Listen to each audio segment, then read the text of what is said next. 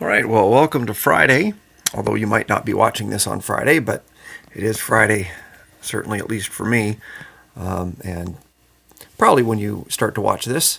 So we're going to take a look at our final conic section today, which are the hyperbolas. So this is section 8.3. We're going to start in on 8.3.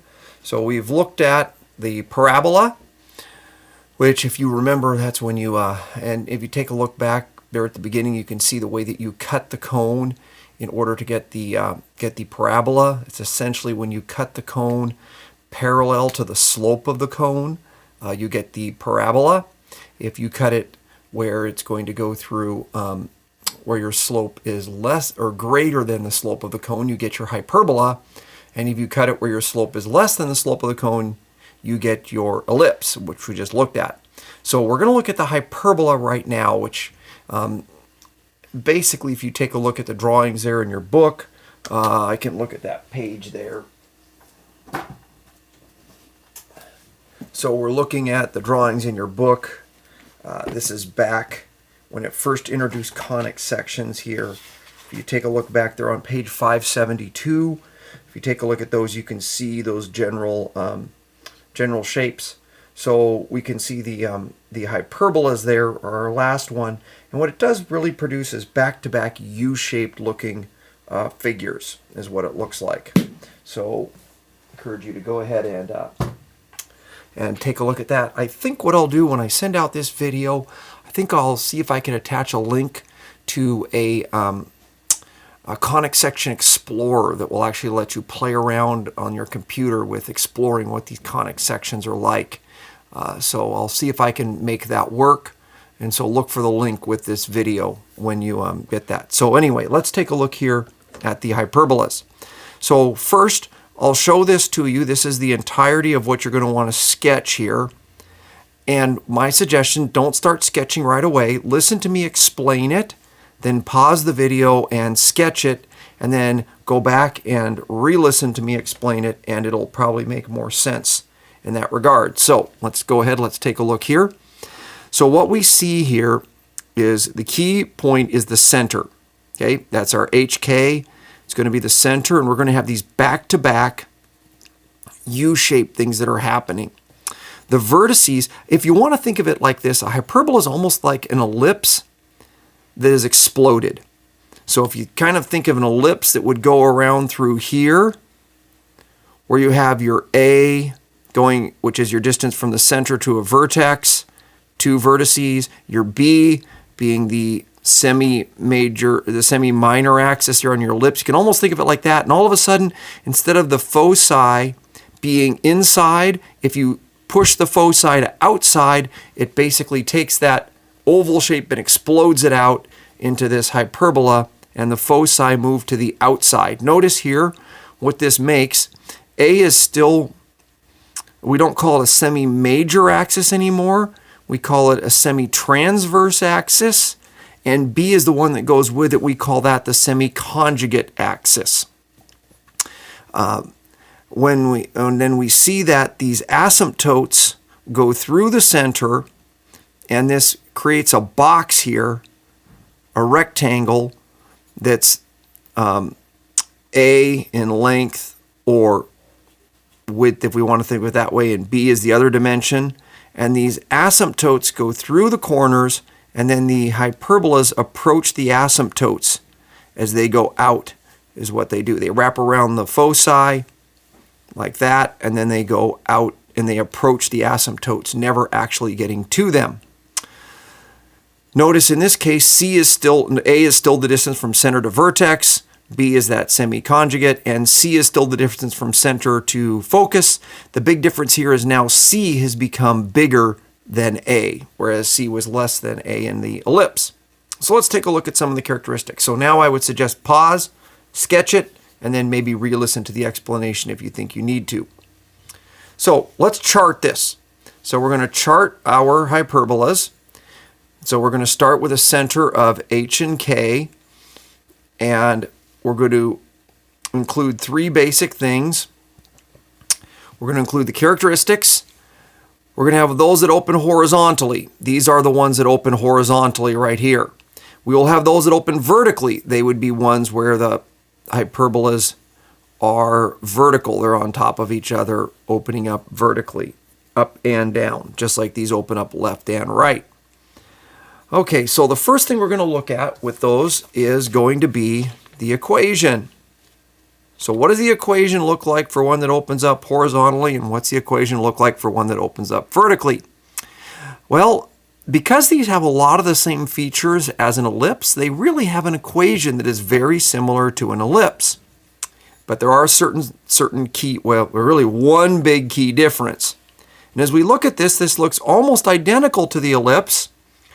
Both x is squared and y is squared. We have x minus h, y minus k, a squared underneath, b squared underneath. But here's your big difference. That's really your only difference. There is a minus sign here. Now, it's very important to notice on this. What determines the a, or the a squared, if you want to think of it this way, is not the bigger of the two. It is possible in this case that the b squared can be bigger. The key thing here is the a squared is the one that goes underneath the positive term. The b squared is the one that goes under the negative term. What makes it be opening horizontal is that the x term is positive, the y term is negative. To open vertically, we see that the y term is positive, and notice the a squared always comes first. It's under the positive term. So now we have vertical, the y term is positive, and the x term is negative. That's the distinction. Okay, so let's go ahead. Let's look at the next thing. The next characteristic is the focal axis. The focal axis is right here. It's the axis that contains the foci, just like it was in an ellipse. So for the focal axis, if it opens horizontally, it's a horizontal line, y equal k. So it's got that y coordinate of the center.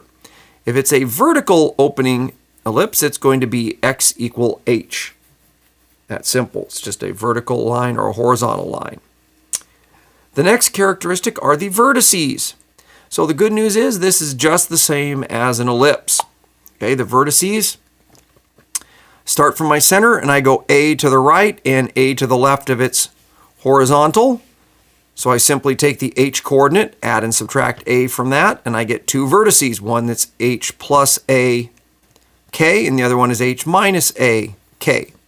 If it's vertical, I just add the a. Now the a is in the vertical direction, so I add and subtract a from the k, from the y coordinate.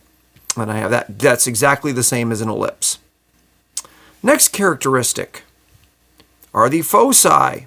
Fortunately, once again, we are exactly the same as we are in an ellipse. For the foci, it is c away from the center. So if it's horizontal, I add and subtract c from the h. And if it's vertical, I add and subtract c from the k. Very simple, very straightforward. Exactly the same as the ellipse.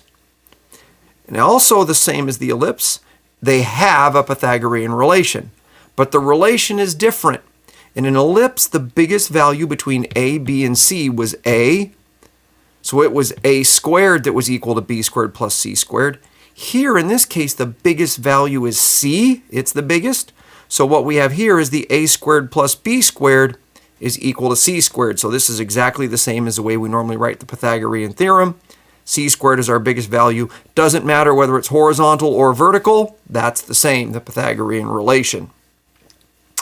Because the a and b switch when it goes horizontal to vertical.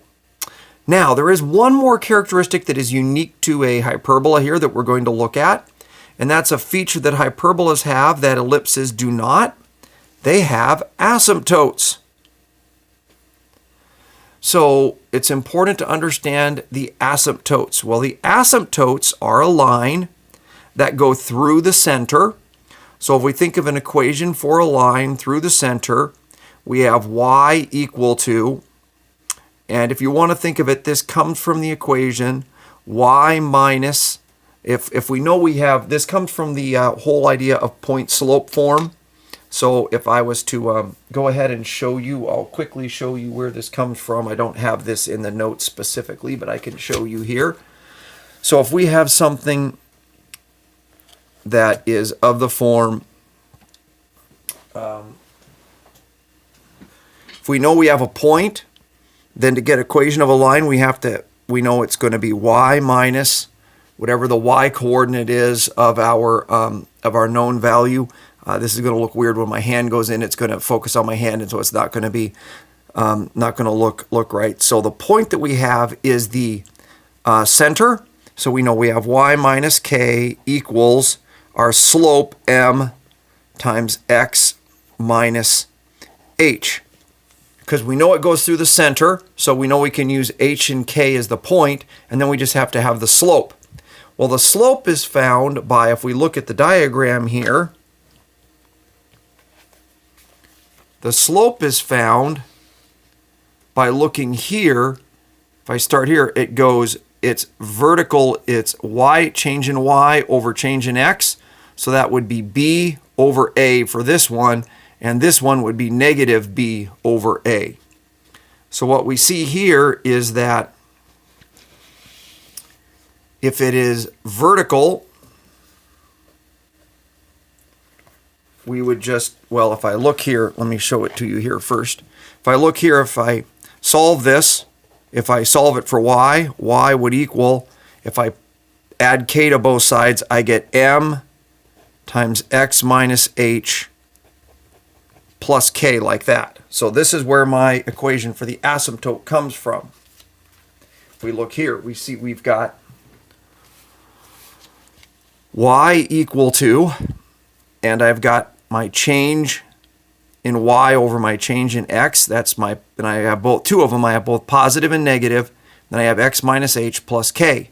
Now if it opens vertically, now the a is in the vertical direction, so it's the change in y, and the b is horizontal, so it's going to be positive and negative a over b, and then I've got the x minus h plus k.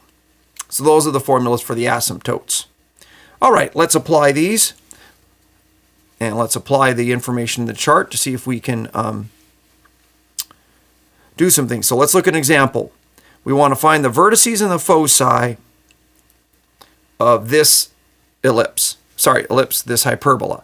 We know it's a hyperbola because we see we've got a positive term and a negative term. So we need a 1 over here, so we'll divide both sides by 36.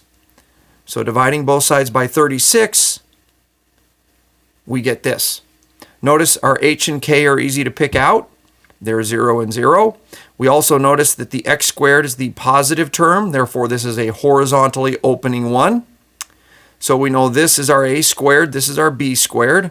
So we know our a is going to be 3 and our b is going to be 2. So there's our center. And we know our a is going to be 3 and our b is going to be 2. So now to find the vertices, we must add and subtract 3 from our x component because our vertices are horizontally oriented. So we'll take 0 plus 3 and 0 minus 3. So we get negative 3, 0 and 3, 0. And for our foci, we need to know our c. So we're going to have to use our Pythagorean relation, which is this.